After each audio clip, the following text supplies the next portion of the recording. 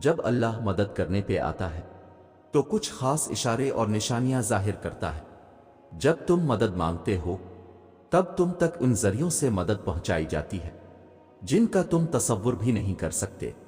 جیسے نوح تک پہنچائی گئی، کیونکہ تم اللہ کی مصلحتیں نہیں جان سکتے، اور دعائیں تو ناممکن کے لیے ہی ہوتی ہیں، اور جو نوح کا خدا ہے وہ تمہارا بھی تو خدا ہے۔ تم نہیں جانتے کہ اللہ نے تمہارے لیے کیا کچھ سوچ رکھا ہے، تم نہیں جانتے کہ اللہ نے تم تک تمہاری چاہت پہنچانے کے کتنے انتظامات کر رکھے ہیں، تم نہیں جانتے کہ اس دیری کے بعد تمہاری ہر اس دعا کی قبولیت ہے جو تم مانگا کرتے تھے، تم نہیں جانتے جس کی ایک تجلی سے کنواں تو راکھ ہو جائے، اس کا ایک حکم کیا سے کیا کر سکتا ہے، تم نہیں جانتے تمہارے خوابوں کو پورا کرنے کے لیے اس نے کیسی تدبیریں بنا رکھی ہیں، تم نہیں جانتے کہ تمہیں توڑنے میں ہی اس نے جوڑنے والے سبھی راز چھپا رکھے ہیں، تم نہیں جانتے کہ اس نے اختتام میں تمہاری رضا کو ہی تمہارا مقدر لکھ رکھا ہے۔ جب تم محسوس کرنے لگو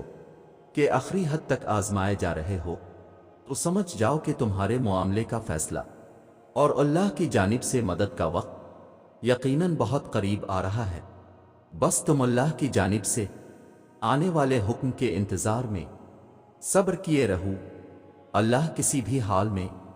تمہیں در بدر نہیں ہونے دے گا، پھر تم اللہ کے فیصلوں سے کبھی مایوس مت ہونا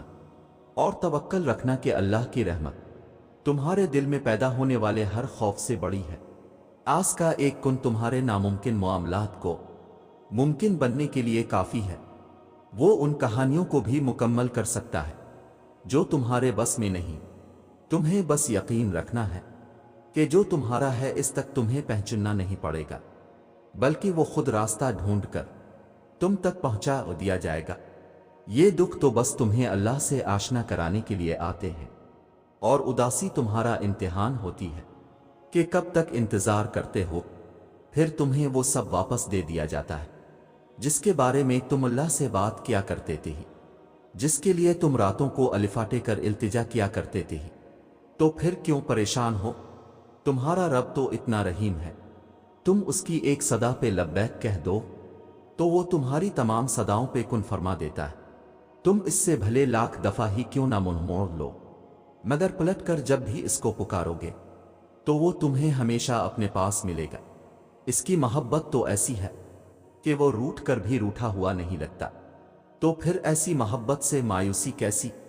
تو پھر جو چاہیے اسے اللہ سے ضرور مانگو، مگر اس کے پیچھے بھاگو مت۔ اگر دل کا سکون چاہتے ہو تو ان معاملات کو اللہ کے حوالے کرنا سیکھو جنہیں تم بدل نہیں سکتے، دست برادر ہونا سیکھو، چیزوں کو آزاد کرنا سیکھو، خود سے محبت کرنا سیکھو۔ تمہاری مستقل دعائیں ہی ناممکن کی قبولیت کو ممکن بناتی ہیں، تمہارا یقین ہی تم پر وہ دروازے کھولتا ہے جن کو کھولنا کائنات کی کسی شے کے بس میں نہیں ہوتا، تمہارا صبر ہی تمہیں معجزوں سے ملواتا ہے، اور کن سے فی کون تک ہر ادھوری کہانی مکمل ہو جاتی ہے، اور وہ دعا جو منہ سے نکلتے ہی قبولیت کے مراحل میں داخل ہو جاتی ہے، وہ ٹوٹے ہوئے دل کی دعا ہے، بس پھر جو مانگ لیا جاتا ہے اس کی عطا میں دیری نہیں کی جاتی، پھر وہ شے بھلے ہی تمہارے نصیب کا حصہ نہ ہو۔ کیا تم نے سنا نہیں؟ تمہارا رب سب کچھ کر سکتا ہے، تم جتنی دفعہ دعا مانگتے ہو اللہ اتنی دفعہ تمہیں تمہاری دعاؤں کے جواب دیتا ہے۔ تم یہاں ایک قطرے کے لیے رو رہے ہو، جبکہ تمہارا رب تو تمہیں 7 سمندر عطا کرنے پر بھی قدرت رکھتا ہے، تمہارا کام بس دعا کرنا ہے، عطا کی تدبیریں وہ خود بناتا ہے، جس نے صرف 6 دنوں میں آسمان اور زمین اور ان میں موجود ہر چیز بنا ڈالی۔ تمہیں لگتا ہے کہ اس رب کے لیے تمہارا مقدر بدلنا مشکل ہے، آس کے لیے کچھ بھی ناممکن نہیں، اس کے لیے کچھ بھی مشکل نہیں۔ اس غم کے بعد اس نے تمہارے لیے خوشی کو چن رکھا ہے، اس مشکل وقت کے بعد تمہارے لیے آسانیاں ہی آسانیاں ہیں۔